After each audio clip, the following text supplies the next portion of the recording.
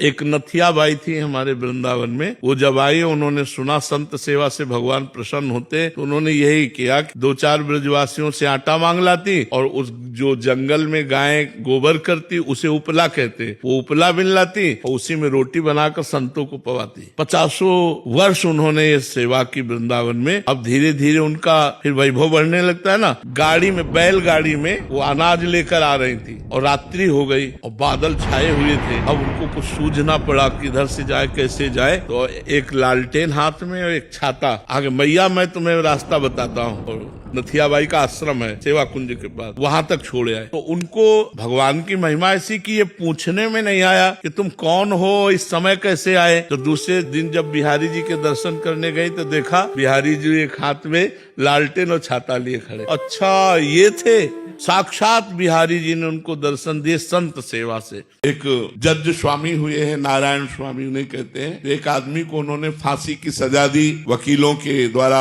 जो साक्ष्य दिए गए, सबूत दिए गए, उनके अनुसार फांसी की सजा दी। वो रोते हुए जिसको फांसी की सजा दी कहा कि आपने तो सजा दे दिया, लेकिन फिर भी मैं आपसे कहता हूँ मैं निर्दोष हूँ, मैं अपराधी नहीं हूँ। सजा तो आपने दे दी, लेकिन मैं फिर भी कहता हूँ मैं निर्दोष हूँ। और रो के बोला। उनका हृदय हिल गया। उन्होंने कहा अगर कोई परमात्मा है और सबके हृदय में है और ये रो के बोल रहा मैंने फांसी की सजा दे दी, तो मुझे संकेत मिलना चाहिए। अंदर से संकेत मिला या निर्दोष है। अंदर से एकदम शीतलता हुई, आया निर्दोष है। तो उन्होंने कहा कि अपने निर्णय को मैं यही रोकता हूँ, कुछ तारीख और देखने के बाद सही निर्णय मैं दूंगा। मैं अपने निर्णय को यही स्थगित करता हूँ। नीचे की अदालतों से अपने आप वकीलों द्वारा, जो उसके वकील थे, वो साक्ष्य आ गए कि वो निर्दोष है और उसको मुक्त कर दिया। बस उन्होंने संन्यास ले लिया। उनको ऐसा वैराग्य हुआ कि वो हरिद्वार गए और वहां गुरु की खोज की। तो जिससे कहते मैं जज हूँ, सारी संपत्ति आपको दूंगा, मुझे दीक्षा दे दो, फौरन तैयार हो जाता। जो तैयार हो जाते तो कहते गंगा स्नान करके आता हूँ, दोबारा उनके पास नहीं जाते। कि जो मेरे जज पद का सम्मान करता है,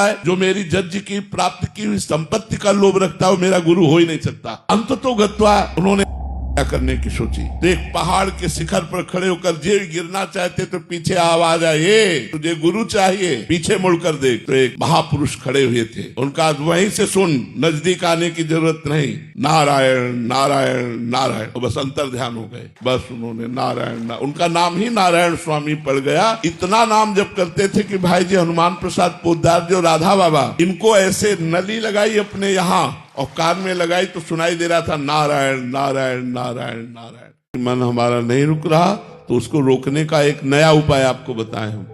छोड़ दो राधा राधा, जा तू जा, देखते तू क्या कर लेगा। मेरी बिना स्वीकृति के तू कुछ नहीं कर पाएगा। जा, राधा राधा राधा राधा। वो राधा में लगेगा आके। हमारे बिना दस्तखत के वो कुछ नहीं कर सकता, ये पक्की बात। तो आप दस्तखत मत कीजिए। वो भाग रहा है बहुत चंचल, और जा जा जा, राधा राधा राधा राधा राधा राधा। देखते कैसे भाग के जाएगा। जिह्वा से राधा राधा राधा राधा राधा राधा, अपने आप शांत हो जाएगा।